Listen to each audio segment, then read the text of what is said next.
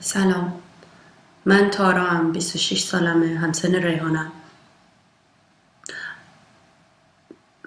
فکر نکردم چی میخوام بگم، ولی میفهمم خیلی فشار روتون زیاده. خیلی همه الان دارن بهتون میگن چیکار کنین چیکار نکنین، ولی به اون لحظه ای فکر کنید که جون یه آدم رو نجات دادین، جون یه دختری رو که من به خودم که فکر میکنم میبینم تو 7 سال گذشته من رفتم دانشگاه، لیسانس گرفتم، فوق لیسانس گرفتم، هزار تا کار کردم، هزار جور اتفاق جالب و شاید ناجالب برام افتاده.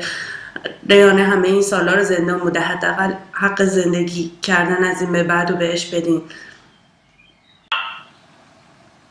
شما خودتون نیاز به خانوادهتون رو از دست دادین، میدونین چقدر سخته. یعنی هر کسی این موقعی یه عزیزش از دست داده میدونه چقدر سخته است. تصور این که همه حتما بهتون میگن خودتون رو بذارین جای مادر ریحانه، ولی واقعا خودتون رو بذارید جای مادر ریحانه. ببینید چرا وقتی زندگی یه آدمی دستتونه، من نمیدونم ریحانه گناهکار بوده نبوده،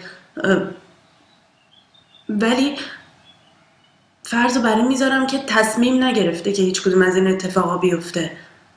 شما هم تصمیم نگیرید که این اتفاق بیفته، تصمیم نگیرید که یک کسی دیگه کشته بشه.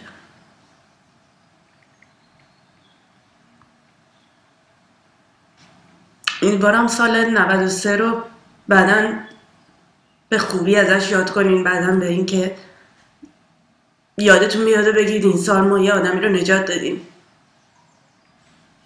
خوب و خوش باشین.